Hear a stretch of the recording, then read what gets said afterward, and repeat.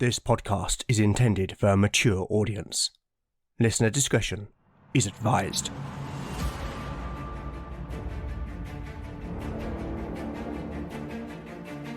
Welcome back to Legend of the Bones. Following in the footsteps of giants, Legend of the Bones is a chimera.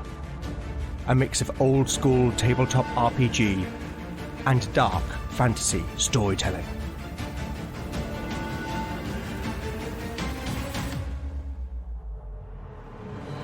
As its name might suggest, in Legend of the Bones the dice rule. There'll be no rerolls, no fudging the dice, no metacurrency. The roll of the bones will determine the character's destiny, and no one will be spared their fate. None shall escape the destiny of bone.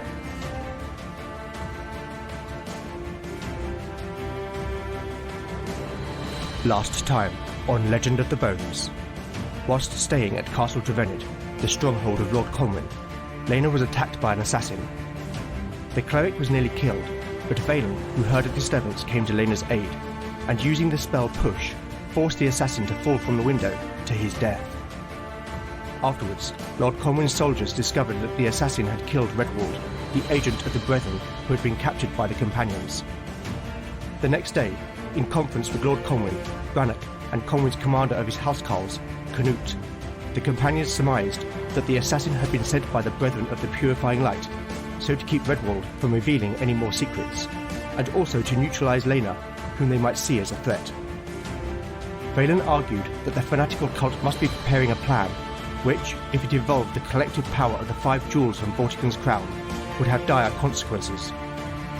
The companions agreed that they must discover more about the 5 jewels, and those to whom they were entrusted 1,000 years ago, and in that vein, Lord Conwyn bid them to visit the monastery at Innisgwyn, for the monks of that holy island had been keeping a history of the peninsula for centuries.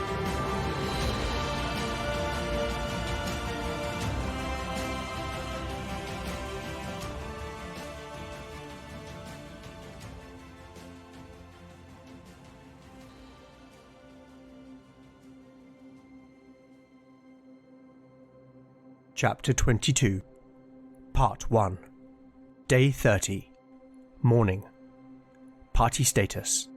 Beric, 23 out of 23 hit points. Lena, 16 out of 16 hit points. Kier, 10 out of 10 hit points. Valen, 11 out of 11 hit points. Spells available. Valen has memorized Push, Shield, and Soothe. Lena can pray for 2 first-level miracles. For 3 days, a ferocious storm ravaged the north coast of Powern Moor, causing sailors and fishermen alike to take refuge in the ports and harbours, as the sea swelled in great waves to ravage the exposed headlands. Such a tempest was unusual this late into spring, leading folk to believe that Torvin, the god of the sky and storms, was fighting with his brother Havlar, the god of the wind and the sea. And so in communities all along the coast, people huddled in their homes and made offerings to appease the siblings' divine wrath. During this time, Lord Conwyn had offered a vessel and crew, led by Canute, to take the companions to Innisgwyn, which lay some 75 miles to the east, and preparations were made for their departure once the storm had abated. Conwyn had confided that whilst his domain faced other troubles, it was the Brethren of the Purifying Light that posed the greatest threat, and so it was in his interests, as well as the companions', that the cult's ambitions were frustrated. As the storm raged, Lena spent 2 days and 2 nights in vigil, and whilst others beseeched Torvin and Havlar to cease their conflict, the cleric's prayers were offered to Naya. With this act of devotion, Lena pleaded for the goddess to watch over Lady Neve, to strengthen the noble woman's womb and protect her from evil. Then, with the coming of dawn on the 4th day, the storm had dissipated, and the world awoke to bright, clear skies. And so it was that, having gathered their belongings, the companions came once again to the great hall, where Lord Conwyn and Lady Neve received them, along with Brannock and Canute. "Well then," Conwyn began, "I said that you would be rewarded, and I am always true to my word." He got up, and stepping off the dais approached Beric as a boy carrying a silver tray came to his side. Canute here will tell you that the most important thing for a warrior is reputation, and that reputation is measured by the rings they wear, Conwyn said. He took an exquisite silver arm ring from the tray and held it towards the big man. "Thank you, my lord," Beric responded, accepting the ring and sliding it next to the gold ring from Vortigern's tomb. Conwyn moved to Keir, who, under the lord's steady gaze, shifted uncomfortably. A half-smile played across the nobleman's lips. "A man's past may haunt him," he said, presenting a silver dagger, the hilt fashioned as a serpent's head. "but it is his future that can define him." Keir took the dagger, admiring its craftsmanship. The rogue looked back at Conwyn and gave a small nod. "Now," Conwyn said, turning to Valen. 30 years ago, a man, a mage, came to Trevened. He asked my father for the old lighthouse at Pencareth. "Amos!" Valen exclaimed. Yes. My father agreed, but demanded something in return.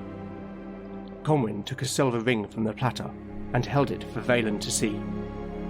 Amos gave my father this ring. He said when worn, my father would know the thoughts of another, but that it would only work 3 times. He turned the ring over in his hand. My father accepted the bargain and used the ring immediately to know the mind of the stranger. Later, my father would tell me that Amos must be left in peace, for he bore a great burden. "I am beginning to understand that burden, my lord." "Indeed," Lord Conwyn agreed. The ring was used one more time by my father before it passed to me. I myself have never had cause to use it, and now I pass it on to you, for I think your need is greater. He handed the ring to Valen. "Thank you, my lord." Conwyn simply nodded before looking towards his wife. Lady Neve stepped forward to Lena, carrying a small bundle. "You have brought me comfort these past days, and I am grateful." Lena bowed her head. "I need no thanks, nor gift, my lady." "That I know. But nonetheless, it pleases me to do so," Lady Neve said, smiling. She passed the bundle to Lena. "It is the gown and links that you wore, and here." Neve produced a small silver hand mirror, which she placed atop the bundle. "This is to remind you that your beauty within is matched by your beauty without." Lena blushed. "Thank you, Neve." "It's time," Brannock interjected.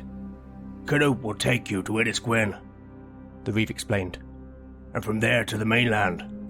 But once you pass the Needles, you will be beyond my lord's domain. So from here on, you cannot act in Lord Conwyn's nor my name." "Understood," Beric acknowledged.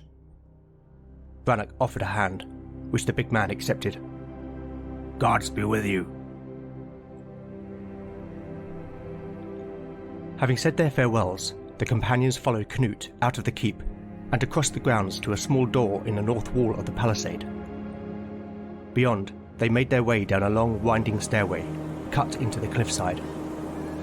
The wind blew wildly, whipping up their cloaks as the resident kittiwakes circled in their hundreds around the craggy cliff face, eagerly bringing fish for their hungry nestlings. Eventually, the stair ended at a tunnel going into the cliffside. It sloped gently downwards until they came to a seaward cave which housed a small quay that was used as a landing area for vessels coming to and from the stronghold. Dozens of men were busying themselves around a single moored longship, around 60 feet in length. It was an open vessel with no enclosed space, save for a small area beneath where the helmsman would stand. The ship had a single sail, reefed upon a short mast, and benches to accommodate 40 oarsmen, whilst the prow and stern rose up, the stern terminating in a spiral, while the prow was tipped with an ornately carved dragon's head. "This is the Uverdraka, the storm dragon," Canute explained. "She's the fastest ship in these parts. There was clear pride in his voice. Come.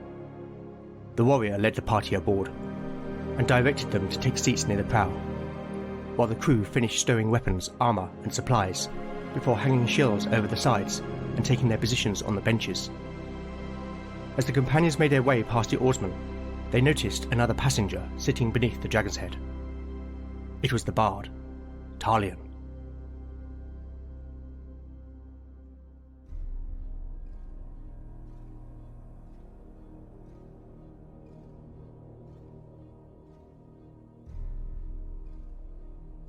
Dramatis Personae. Knut. Knut is a human, third-level fighter.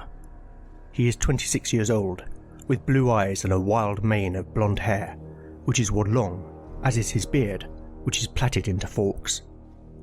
He is an imposing man, standing at 6'2" and weighing 185 pounds.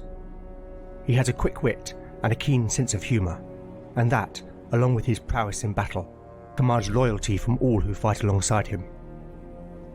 Knut is from the distant land of Scanvia, a realm far to the north, a place of hard mountains, tall coniferous forests, and deep fjords. A land covered in ice for much of the year, and which breeds folk who are tough and resilient.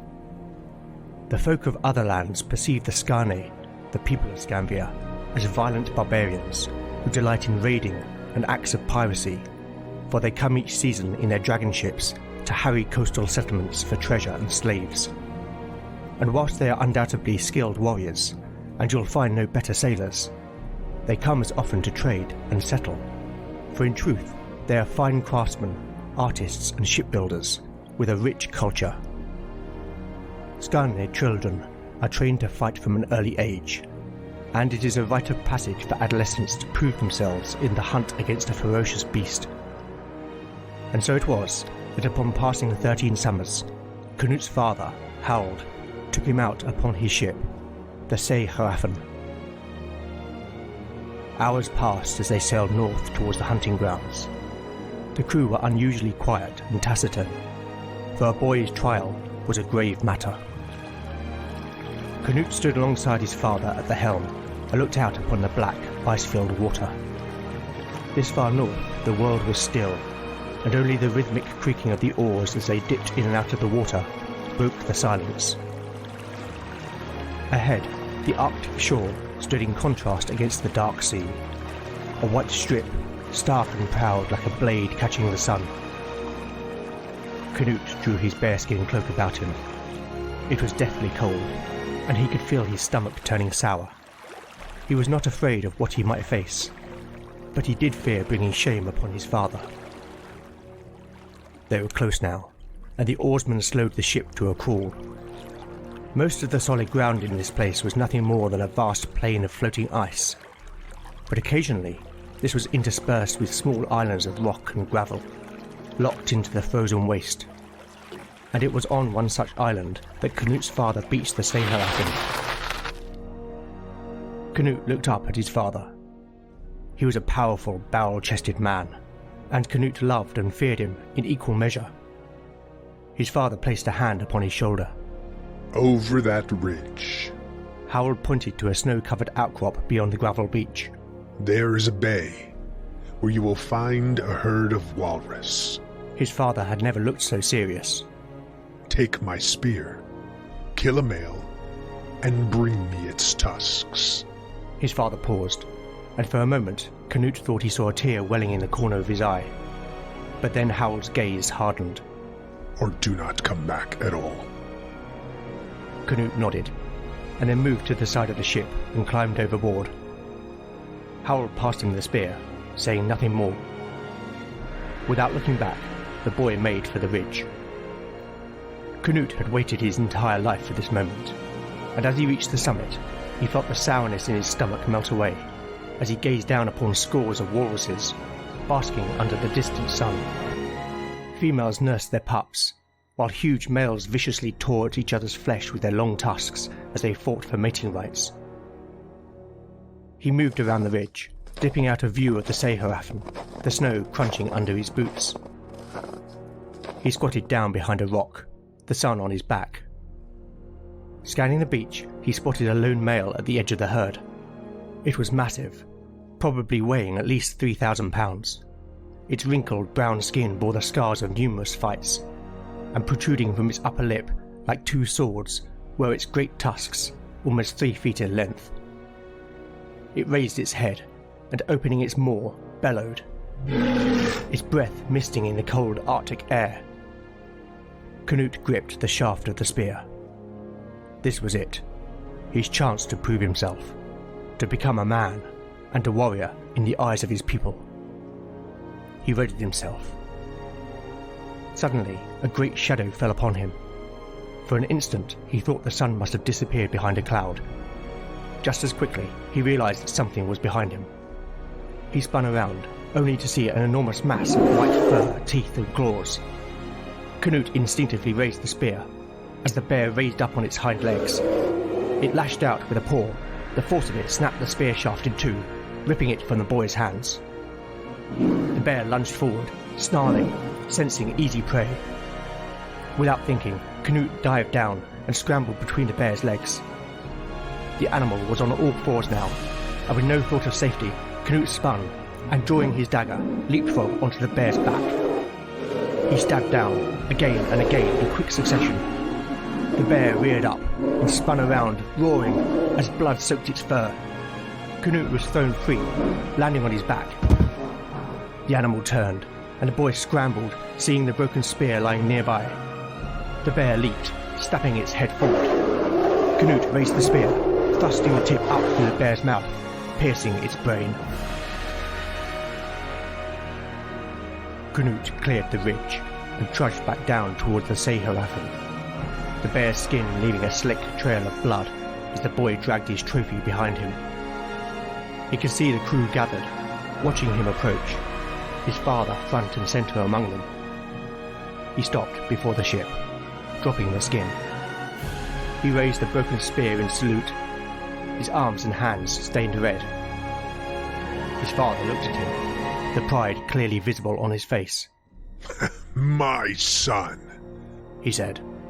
Now you are a man.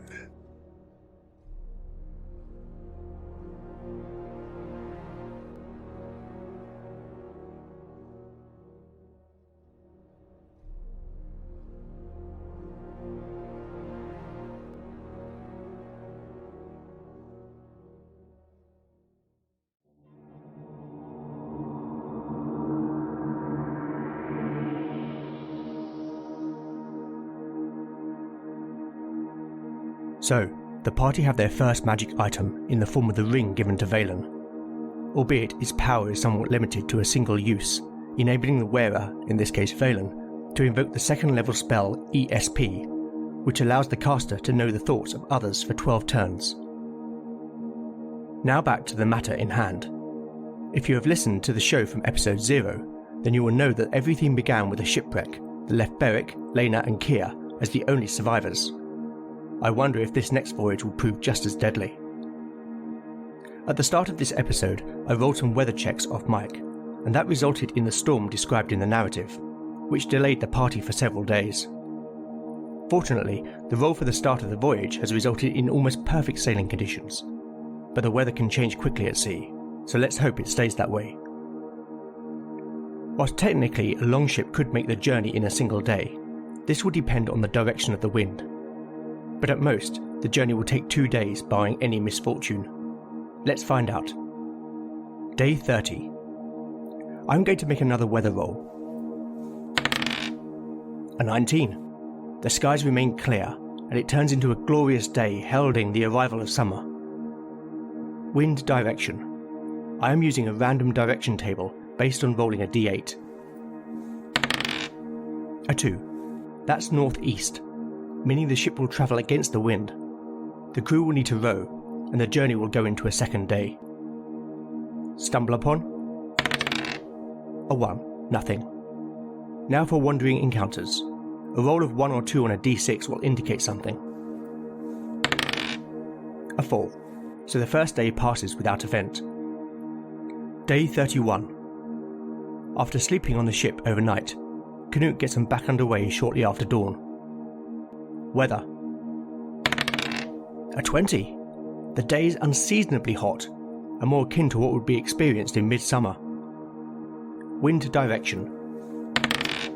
A 7. That indicates a westerly wind. Good news, as this will allow Canute to lower the sails and make good time. Stumble upon. 17. Nothing. Wandering encounters. A 2. An encounter is indicated. Okay, I have created an encounter table for sea voyages, which you can find at legendofthebones.blogspot.com. Rolling 3d6. A 15. Let's see. Oh, okay. Well, this could be interesting.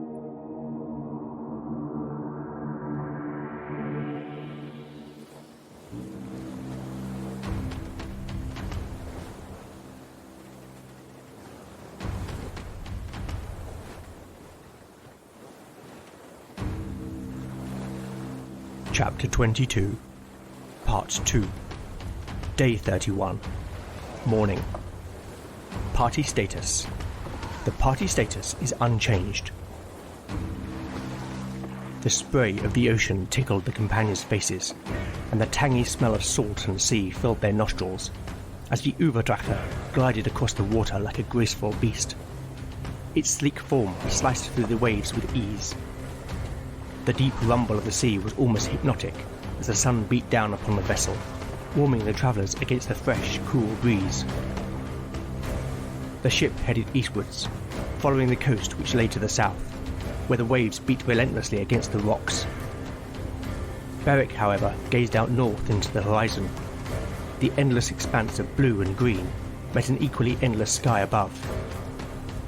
His mind was cast back to the siren, and the terrible storm which had caused the sea to claim so many lives. Many would have been scarred by such an experience, fearful to step aboard another ship, but not him. And whilst he felt small and insignificant in the face of such overwhelming power and beauty, he felt more alive than ever. Barrick! A voice called from the helm. Barrick turned, and Canute waved at the big man to join him. The warrior picked his way past the benches. It makes you feel alive, yes? Canute asked rhetorically, almost shouting so as to be heard above the sea and wind, which whipped his long blonde hair, making it dance like flames. Barrick nodded in reply. I never feel more at home than on a ship. The endless possibilities, and the freedom it promises. Canute continued. It's in the blood of my people. We say we are born from, and to, the ocean. And who are your people? Barrick asked. The Skane. Our homeland is far to the north, where the ice rarely melts. The Northman explained. How came you to Power Moor, and to be in the service of Lord Conwyn? Ah, that's a tale to be told over a mug of ale. Canute replied, but there was no evasiveness in his demeanour. Here. Canute gestured that Barrick should take the steering oar, and the big man stepped up onto the platform. Taking hold of the oar, Barrick was immediately surprised at the effort needed to control it. The muscles in his arm, neck and back all tensed as he fought the resistance of the water. Canute laughed, but he was clearly impressed with Barrick's efforts. You're a natural, the Northman said, slapping him on the back. Barrick grinned. He could understand why Canute loved being at sea. A ship like this connected you to the water in such a way that was raw and visceral. It's incredible! He shouted back, but as he did so, his eyes were drawn to the craggy cliffs to the south. Up on the headland were some dark ruins, which jutted up towards the sky like towering sentinels. What's that? He asked. Canute followed his gaze.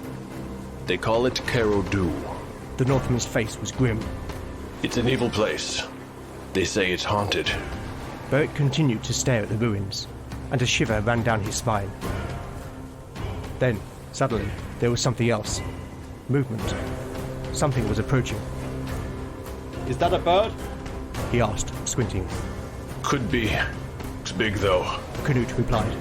Give me the helm! The men switched places once again, both keeping their eyes on the thing flying towards them. The creature was approaching fast now. It was certainly bird-like, but it was huge, as big as a horse. That's no bird! Barrett shouted decisively, as the creature's form became clearly visible. Its foreparts and head were those of a giant eagle. Its wingspan was over 20 feet, whilst its hindquarters were those of a horse. The creature screeched loudly, stretching out its two massive talons as it began to dive towards the ship. The crew scrambled as Canute bellowed a command. Spears! Entering combat. The result of the wandering encounter indicated a hippogriff. This was the only non-water-based possibility on the table, so I was quite surprised. But in any case, this might prove a challenge. Hippogriffs are 3+1 hit dice creatures, with an ascending armor class of 14. They get +3 to their attack rolls, and each round it can make 2 claw attacks, dealing 1d6 points of damage, as well as a bite attack dealing 1d10 points of damage. In addition, I am going to rule that if the hippogriff lands both claw attacks successfully, then it will carry the target off to feed at a place of safety. Let's start by rolling its hit points. 15 plus 1. Okay, at the start of each round, I will roll a d8. On a roll of 1 or 2, the hippogriff will attack a randomly determined party member. A 3 to 6, it will attack a crew member. A 7, Talion will be the target. And on a roll of 8, the hippogriff will attack Canute. Round 1. I'm going to rule that neither side is surprised. Initiative. The hippogriff. A 4. The party and crew. Also a 4. All action will happen simultaneously. Let's determine the focus of the hippogriff's attack. Rolling a d8. A 1. Oh, that's bad luck. It will be a party member. Now I'm going to roll a d4. A roll of 1, it will attack Beric. 2, Lena. 3, Kier. And a roll of 4 will mean that Valen is the target. Here is the roll. A 2. It's Lena. Our cleric is not having a great time of it recently. To make matters worse, I'm going to rule that no one aboard the ship is wearing any metal armour, given the increased risk of drowning it poses if thrown overboard. However, I will say that those who have shields will have time to grab them. On that basis, Lena's armour class for this encounter is 11, and so with its attack bonus, the hippogriff only needs to roll an 8 or more to hit. First up, here are its 2 claw attacks. A 16 and a 2. One of the talons rips into Lena's shoulder for 5 points of damage. The cleric cries out in pain as the hippogriff lunges forward with its beak. Nat 1! As the creature snaps forward, Canute pulls the steering oar hard, the Uberdracker swerves violently to port, and the hippogriff's head collides with the mast. It will miss its next turn as it recovers itself. Now to resolve the party and crew's attacks. Remember, all this happens at the same time as the hippogriff's attack on Lena. Kier is the only archer aboard, so I'm going to start with the rogue's attack. Now whilst Kier gets a +1 to missile attacks, I am also going to apply a -3 penalty, given that both the hippogriff and the boat are moving at speed. This means that Kier will need to roll a 16 or more to hit. A 17! As the hippogriff dives forward towards the ship, Kier looses his arrow. It flies true, tearing through the creature's wing for 5 points of damage. Next, seeing the hippogriff lunging for Lena, Valen tries to attack with his quarterstaff. He needs to roll a 14 or more. But with an 8, he is thrown off balance by Canute's manoeuvre and cannot connect the blow. Lena swings her warhammer. She needs a 14 or more. But with an 8, she misjudges the blow, leaving herself open to the hippogriff's attack. Beric is at the other end of the ship. He starts to push his way forward past the crew, but I am going to rule that he is unable to attack for 2 rounds. Finally, I am going to rule that only 6 of the 40-strong crew are in a position to attack. They will need to roll 14s or more to strike with their spears. Rolling 6 d20s. No hits, including a nat 1, meaning that one of the crew misses and breaks their spear on the side of the boat. Round 2. No initiative, as the hippogriff has lost its turn. Kier knocks another arrow. I'm going to reduce the rogue's penalty to -2, and with his dexterity bonus, and now a bonus for short range netting off this penalty, he needs to roll a 14 or more. A 9. In the scramble of the crew, Kier cannot see a clear shot. Balon once again tries to strike with his quarterstaff. But with an 8, the mage cannot get close enough. Lena desperately tries to land a blow with her warhammer. A 5. Okay, this isn't going too well. Can the crew take advantage of the hippogriff's position? Remember that one of the 6 fumbled, so rolling 5d20s for the crew's attacks. Nat 20! Plus an 18, but all the others fail to hit. Spears do d6 damage, so the critical will do maximum damage plus an additional die. Rolling 2d6 plus 6 for the overall damage from the crew. That's 11 points of damage, which is enough to kill the creature. As the hippogriff recovers itself, 2 of the crew plunge their spears into its body, one piercing the creature's heart, killing it instantly. The hippogriff's body drops into the water. It remains momentarily on the surface, before slowly sinking beneath the waves, where its carcass will provide rich fodder for the denizens of the deep.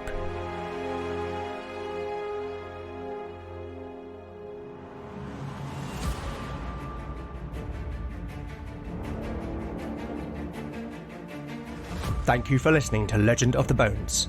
If you like what you've heard, then please consider giving it a 5-star review in your podcatcher of choice. It really does help the show reach new listeners. And where would I be without my amazing cast of voice actors? A newcomer to the show playing Canute's father, Harald, is Chris Barrett. Reprising the role of Lord Conwyn is Webster, host of one of my favourite podcasts, Roleplay Rescue. Joining reprising the role of Lady Neve Conwyn, is Debbie Webster. And finally, returning in the role of Canute is John Cohen, the maestro behind the awesome Tale of the Manticore. My sincere thanks to all of you. The show is so much richer for your contributions. You can also help by liking or retweeting new episode announcements, or by recommending the show online or to a friend. I would also love to know what you think of the show, and I do respond to every message I receive.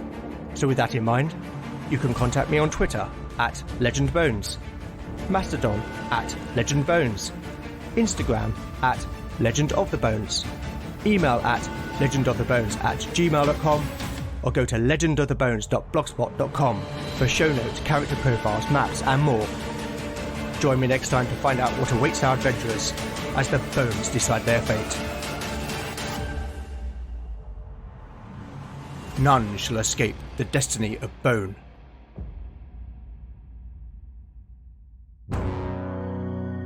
Do you enjoy old school RPGs? Do you love stories of sword and sorcery? Are you tired of the typical actual plays and long, unedited podcasts? Then look no further than Legends from the Fireside, a hybrid storytelling RPG podcast.